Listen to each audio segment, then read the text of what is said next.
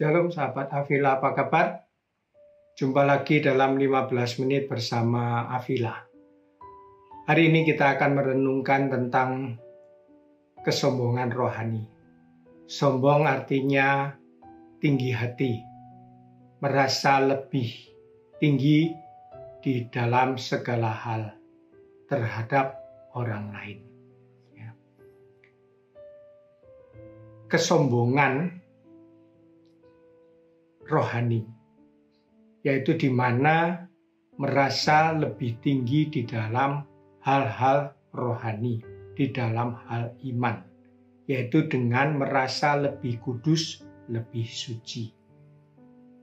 Ketika saya merasa lebih daripada orang lain, dan itu tidak saya syukuri, bahwa semua apa yang saya dapat, apa yang saya mampu, apa yang saya miliki itu semata karena rahmat Allah, maka saya akan jatuh dalam namanya kesombongan. Tetapi sebaliknya dari apa yang saya rasa lebih dari orang lain, namun disertai dengan rasa syukur, dan saya sadar bahwa apa yang saya mampu lakukan, apa yang saya dapatkan, apa yang saya miliki, itu karena rahmat Allah, maka saya tidak akan jatuh di dalam kesombongan, namun akan mengubah saya menjadi rendah hati. Bentuk-bentuk kesombongan rohani yaitu seperti merasa tidak berdosa, merasa lebih layak. Ada di dalam Lukas 18 ayat 9 sampai 14. Yaitu ketika di ayat 9 dikatakan Yesus mengatakan perumpamaan ini. Ada dua orang pergi ke bait Allah untuk berdoa. Yang seorang adalah Farisi dan yang lainnya pemungut cukai. Orang Farisi itu berdiri dan berdoa dalam hatinya begini. Ya Allah, aku mengucap syukur kepadamu karena aku tidak sama seperti semua orang lain. Bukan perampok, bukan orang lalim, bukan bezinah, dan bukan juga seperti pemungut cukai. Aku lebih terhormat, aku lebih baik. Ya, intinya seperti itu. Dan ayat 12 dikatakan, aku berpuasa 2 kali seminggu.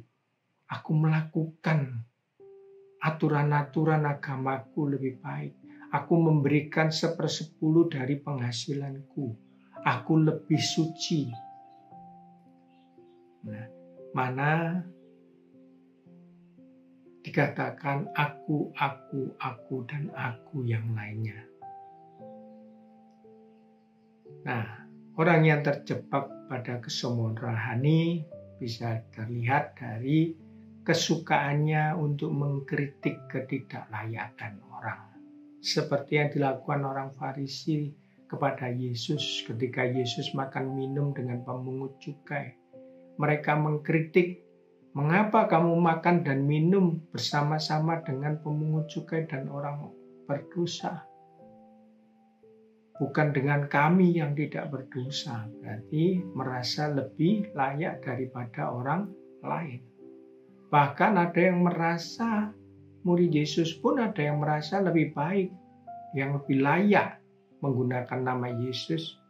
Tercatat dalam Markus 9 ayat 38-40, kata Yohanes kepada Yesus, Guru, kami lihat seorang yang bukan pengikut kita mengusir setan demi namamu.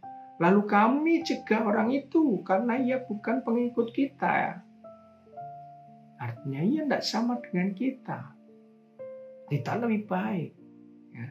Tapi apa kata Yesus? Jangan kamu cegah dia.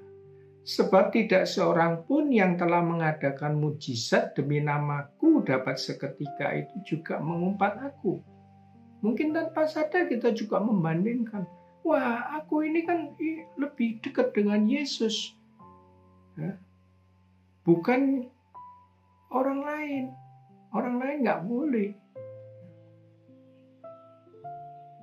Lalu apalagi yang namanya kesombongan rohani, yaitu merasa imanku dan apa yang aku imani adalah yang otomatis apa? Suka membanding-bandingkan. Setelah membandingkan, dibuat bahan untuk berdebat dengan orang lain. Merasa imanku, apa yang aku imani lebih daripada apa yang kamu imani. Maka di dalam 1 Korintus 3:3, karena kamu masih manusia duniawi, sebab jika di antara kamu ada iri hati dan perselisihan, bukankah hal itu menunjukkan bahwa kamu manusia duniawi dan kamu hidup secara manusia?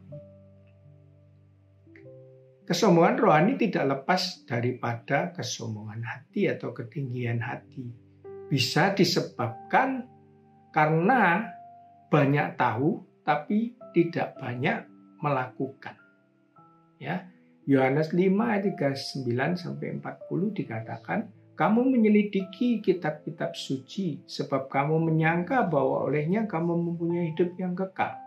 Tapi walaupun kitab-kitab suci itu memberi kesaksian tentang aku, namun kamu tidak mau datang kepadaku untuk memperoleh hidup itu.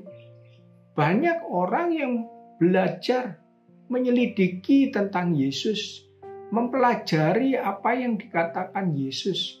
Tapi setelah tahu pun dia tidak melakukan seperti apa yang diperintahkan oleh Tuhan.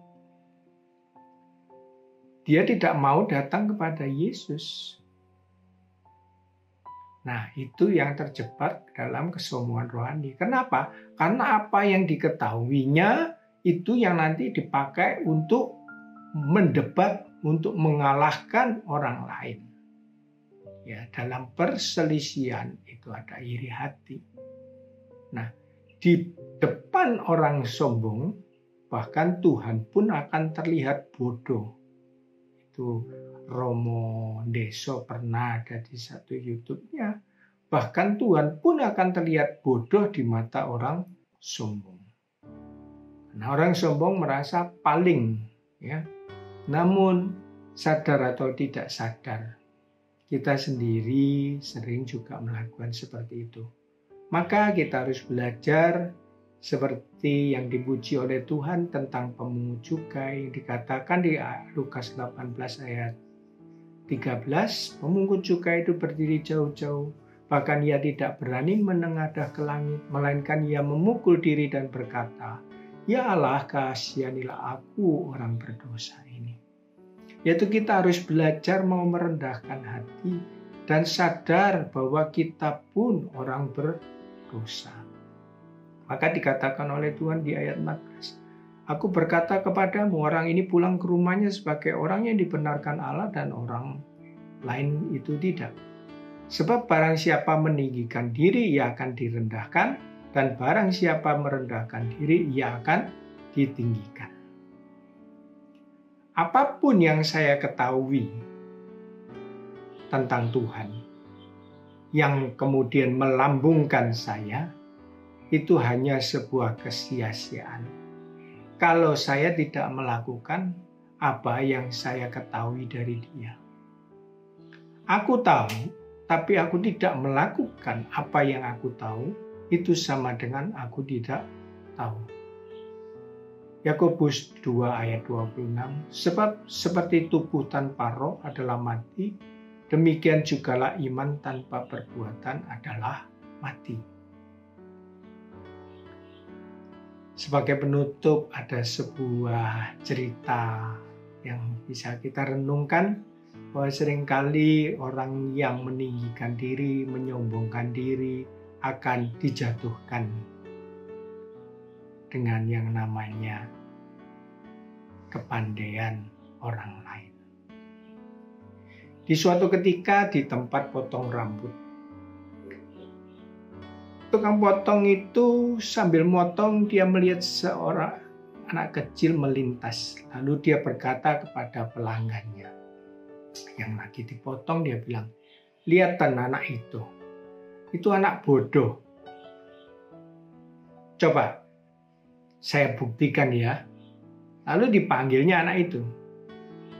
Anak itu datang, lalu ditanya sambil tukang potong itu mengeluarkan uang 1.000-an dan 2.000-an di masing-masing tangannya.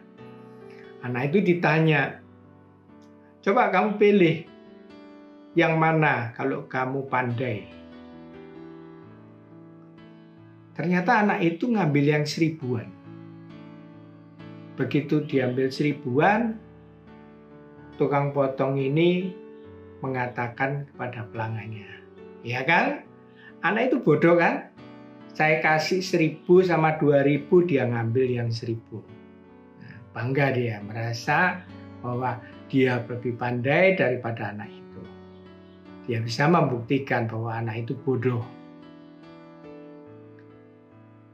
Setelah dipotong, pelanggan itu keluar dan di jalanan ketemu anak itu. Lalu anak itu dipanggil, ditanya, "Dek, kenapa kamu tadi ketika diberi pilihan oleh tukang potong itu antara 1.000 dan 2.000, kamu kok ngambil yang 1.000? Bukankah yang 2.000 itu lebih besar, lebih bernilai?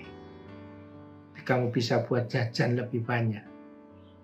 Namun anak kecil itu dengan santai dia bilang, "Ya karena tukang potong itu selalu bilang dia pandai dan saya bodoh, dan dia ingin membuktikan kalau dia pandai, maka dia selalu panggil saya untuk milih.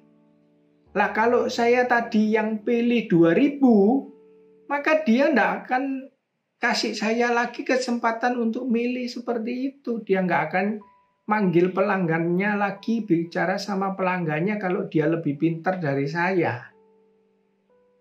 Kalau saya ambil 2.000, dia berhenti, nggak kasih saya lagi. Ya lebih baik saya ambil yang 1.000, karena setiap hari dia akan panggil saya untuk milih. Dan saya akan pilih yang 1.000 terus. Dan saya kan bisa dapatnya lebih banyak." Ya saudara. Nah, yaitu dikatakan, janganlah kita sombong. Di atas gunung masih ada gunung yang lebih tinggi dari gunung itu, dan di atas gunung masih ada lebih tinggi daripada gunung itu, yaitu langit.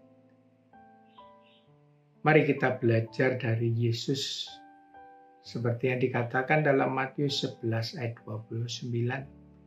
"Belajarlah kepadaku, karena aku lemah lembut dan rendah hati, dan jiwamu akan mendapat ketenangan." Maka jangan sampai kita juga terjebak di dalam kesombongan rohani. Merasa lebih layak, lebih baik di hadapan Tuhan, merasa lebih beriman. Kita belajar rendah hati, seperti Tuhan Yesus yang rendah hati. Tuhan memberkati. Mari kita berdoa. Di dalam nama Bapa, Putra, dan Roh Kudus. Amin. Allah Bapa yang makasih, segala puji syukur kami panjatkan kehadirat-Mu. Bila mana Engkau mengingatkan kepada kami, untuk kami tidak menyombongkan diri, baik di dalam segala apa yang kami mampu lakukan, maupun di dalam kerohanian ataupun jiwa kami yang merasa lebih suci, yang merasa lebih beriman. Perkenankanlah kami belajar daripada-Mu ya Tuhan Yesus, untuk lemah lembut dan rendah hati. Bimbing dan tuntun kami senantiasa ya Roh Kudus di dalam setiap langkah hidup kami. Kemuliaan kepada Bapa dan Putra dan Roh Kudus, seperti pada permulaan, sekarang, selalu, dan sepanjang segala masa. Amin. Dalam nama Bapa, Putra, dan Roh Kudus. Amin. Shalom. Sampai berjumpa lagi, sahabat Avila. Tuhan memberkati.